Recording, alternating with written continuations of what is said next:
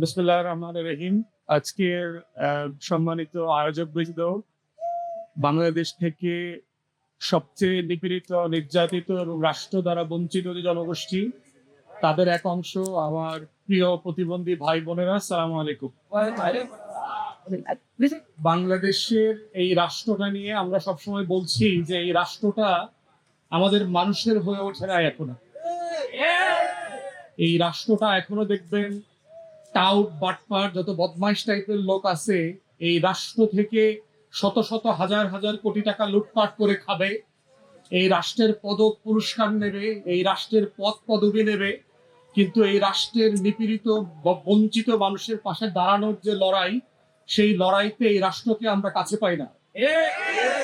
এবং বারবার আমরা দেখেছি এই যে বিশাল প্রতিবন্ধী জনগোষ্ঠী, প্রায় 90 লক্ষ অথবা 93 লক্ষ, তাদের পাশে দাঁড়ানোর জন্য আমরা বারবার দেখেছি 71-এর মুক্তিযুদ্ধে যারা প্রতিবন্ধী হয়েছেন, 90-এর স্বৈরাচার বিরোধী আন্দোলনে হয়েছেন, জন্ম থেকে হয়েছেন, অসুস্থতার কারণে হয়েছেন, 24-এর গণ অভ্যুত্থানে হয়েছেন, তাদের জন্য বারবার আমরা বলেছি দেশের 17 কোটি 18 কোটি 20 কোটি মানুষের জন্য যদি 50-60টা মন্ত্রণালয় থাকতে পারে, তাহলে 1 কোটি প্রতিবন্ধী মানুষের জন্য একটা মিনিস্ট্রি কেন নাই?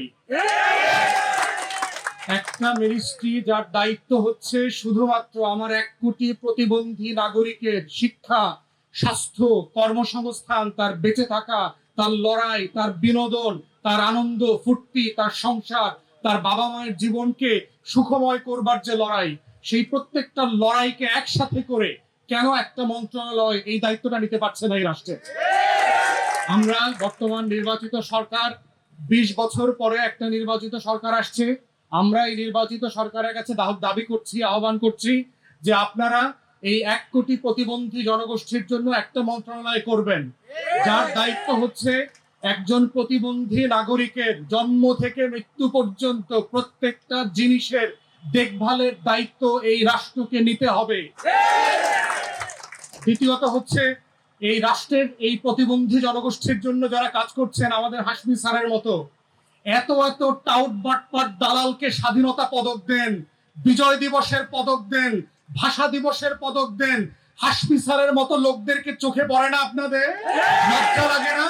যে মানুষগুলো দশকের পর দশক ধরে প্রতিবন্ধী মানুষদেরকে শিক্ষিত করেছে, লক্ষ লক্ষ মানুষের চোখে মুখে আলোর বাতি জ্বালিয়েছে, সেই মানুষগুলো কি পদকের যোগ্য মনে করেন না আপনারা?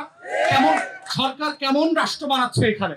অথবা আমরা আজকে এখান থেকে এই ফোরাম থেকে দাবি করছি, যারা বাংলাদেশের এই প্রতিবন্ধী জনগোষ্ঠীকে নিয়ে দশকের পর দশক কাজ করছে, হাসপাতাল বানিয়েছে, স্কুল বানিয়েছে, তাদের জন্য লড়াই করছে, 95-96 বছর বয়সে কানাডার আরামের জীবন রেখে এখনো মাসের পর মাস, বছরের পর বছর যে দেশে এসে কাটায়, সেই মানুষগুলো কেন পুরস্কারের উপযোগী হয় না?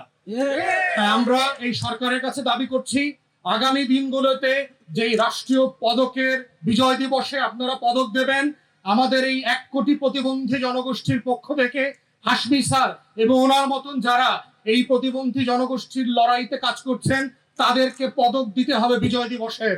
কারণ এই মানুষগুলোর মাধ্যমেই লক্ষ লক্ষ মানুষের মুখে প্রত্যেক দিন বিজয়ের হাসি ফোটে।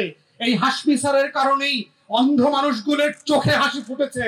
অতএব সেই লড়াইকে আমাদের রাষ্ট্রের পক্ষ থেকে, দেশের পক্ষ থেকে স্বীকৃতি দিতে হবে।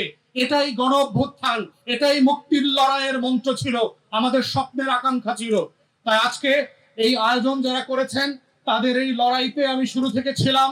গত বছর ধরে, তার আগের বছর ধরে আপনাদের প্রত্যেকটা দাবি দেওয়ার পাশে আমি দাঁড়িয়েছি, সরকারকে চ্যালেঞ্জ করেছি, মন্ত্রণালয়গুলোর সাথে মিটিং করেছি, যাকে যেখানে বলা দরকার আমি আপনাদের এই 1 কোটি নাগরিকদের পাশে আমার মৃত্যু পর্যন্ত লড়াইয়ে থাকবো ইনশাআল্লাহ।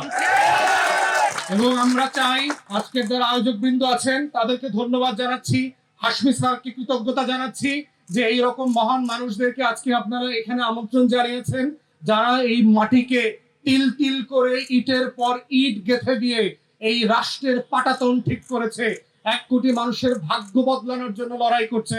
আসেন সবাই মিলে, রাষ্ট্রের ভিতরে যারা আছেন এবং রাষ্ট্রের বাহিরে আছেন, আমরা সবাই মিলে সেই প্রতিবন্ধী জনগোষ্ঠীর নাগরিকদের লড়াইটা চালিয়ে নিয়ে যাব। ধর্ম, বর্ণ, ভাষা নির্বিশেষে আমাদের আর কোনো পরিচয় নাই। আমরা বাংলাদেশ রাষ্ট্রের নাগরিক। এই রাষ্ট্রকে তার প্রত্যেক নাগরিককে ন্যায্য হিস্সা দিতে হবে, বৈষম্য করা যাবে না। এটাই আমাদের মুক্তির লড়াইতে পরতে পরতে লেখা ছিল, এটাই সংবিধানে লেখা ছিল। টাউট বাটপার বদমাইশদের জন্য এই রাষ্ট্র আমরা বেঁচে আগেও দেই নাই, ভবিষ্যতেও বেঁচে দেব না। এই রাষ্ট্রটা নাগরিকদের হতে হবে। আসেন সবাই মিলে সেই নাগরিক হবার এবং নাগরিকদের রাষ্ট্র বানানোর লড়াইটা চালিয়ে নিয়ে যাই। আয়োজকদেরকে আবারও কৃতজ্ঞতা ধন্যবাদ জানিয়ে আমার বক্তব্য এখানে শেষ করছি। আসসালামু আলাইকুম।